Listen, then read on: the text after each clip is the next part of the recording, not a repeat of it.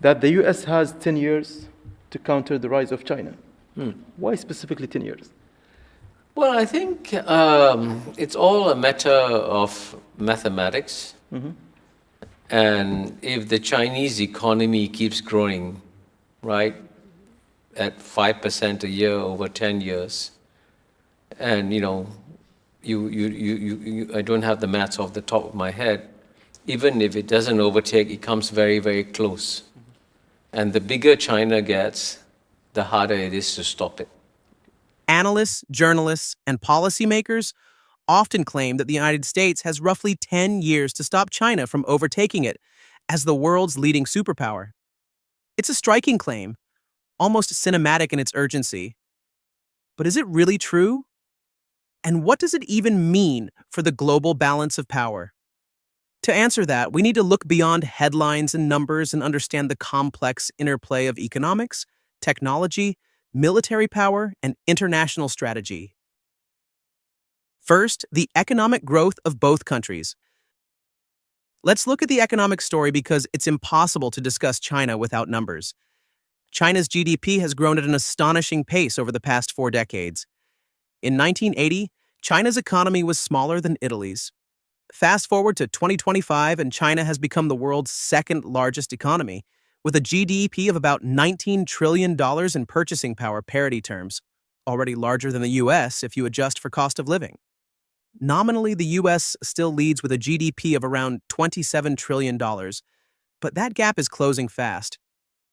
If current growth trends persist, China averaging 4 to 5% growth while the US grows around 2%, some projections suggest that China could surpass the US in nominal GDP sometime in the 2030s.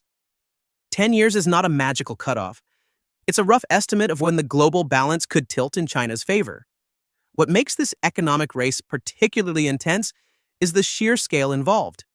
Each percentage point of growth for China represents hundreds of billions of dollars, money that can be invested in infrastructure, technology, and military capabilities. Beyond GDP, China has been steadily moving up the value chain. In the 1990s, it was primarily a manufacturer of cheap goods. Today, China is producing high-tech machinery, electric vehicles, solar panels, and semiconductors. The shift from low-cost manufacturing to high-tech innovation makes China's economic growth far more sustainable and strategic. Meanwhile, the U.S. economy, while robust, faces challenges like rising national debt, political gridlock, and a slower growth trajectory, which could make it increasingly difficult to maintain its global economic lead without decisive action. Second, technology and innovation. GDP is only part of the picture. Technology is where the real race is happening, and where the U.S. feels the pressure most acutely. The United States has long dominated critical sectors like semiconductors, aerospace, and advanced software. Companies like Intel, NVIDIA, and Microsoft have set the global standard, while Silicon Valley continues to attract the world's top talent. China, however, is not sitting still. Huawei built the world's first fully commercial 5G network. Baidu, China's equivalent of Google, is leading in AI research and autonomous vehicles. Xiaomi and BYD are not just making smartphones and electric cars, they are creating ecosystems that rival Apple and Tesla. Consider semiconductors, for instance, the tiny chips that power everything from smartphones to fighter jets.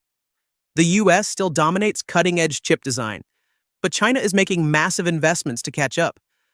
The government has poured billions into domestic chip manufacturing, incentivized talent, and even restricted foreign chip sales to accelerate its independence. Experts say that within 5 to 15 years, China could be self-sufficient in producing chips for most of its needs, dramatically reducing one of the US's major levers of global influence. The technology race isn't limited to semiconductors. China is aggressively pursuing breakthroughs in artificial intelligence, quantum computing, and biotechnology. Take AI, for instance. Baidu and Tencent are now producing research that rivals the best in the US, and China's vast population provides enormous data sets that give AI systems an edge in real-world applications. In electric vehicles, BYD has become the world's largest EV manufacturer, outpacing Tesla in annual production.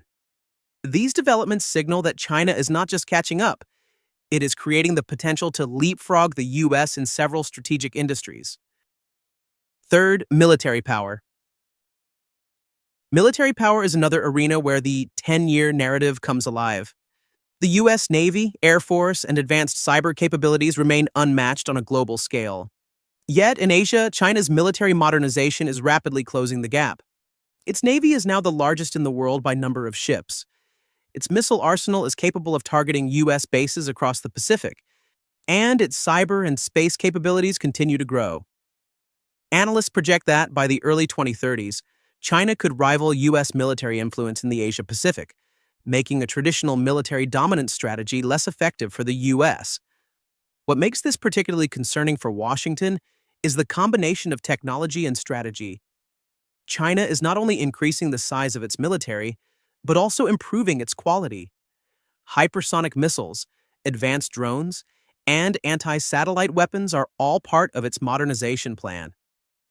Moreover, China has been actively using gray zone tactics, small-scale strategic maneuvers in areas like the South China Sea, to test US responses without triggering outright conflict. This approach allows Beijing to steadily expand its influence while minimizing risk, a strategy that could pay dividends if the US does not respond effectively. At the same time, the US faces internal military challenges. Maintaining global bases and projecting power across multiple regions is expensive and politically contentious. Rising defense costs, recruitment challenges, and debates over the role of the military in domestic politics complicate America's ability to respond decisively to China's rise. The 10-year frame, in this sense, is also about timing. If the US wants to prevent China from establishing uncontested regional dominance, it must act strategically and sooner rather than later. And finally, geopolitical leverage. Geopolitically, China is playing a long game. Through initiatives like the Belt and Road, it has invested trillions in infrastructure projects across Asia, Africa, and even Europe. Countries from Pakistan to Kenya are now tied to China through trade and debt, giving Beijing significant leverage in international negotiations. Meanwhile, the US still relies on old alliances, such as NATO and security arrangements in East Asia, but these alliances are increasingly tested by internal political divisions and questions about America's long-term commitment. Some might argue that demographics favor the US-China is facing a rapidly aging population, declining birth rates, and shrinking workforce, while the US maintains a relatively younger population boosted by immigration. These demographic trends could slow China's growth, making the 10-year window feel less urgent.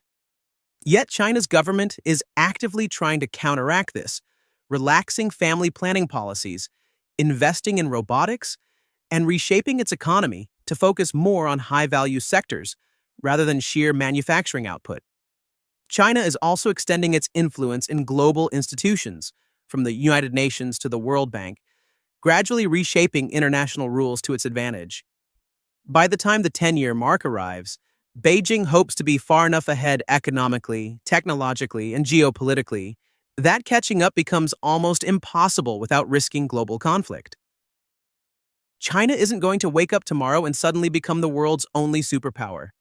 But the combination of rapid economic growth, technological breakthroughs, strategic investments, and long-term planning has set the stage for a significant shift.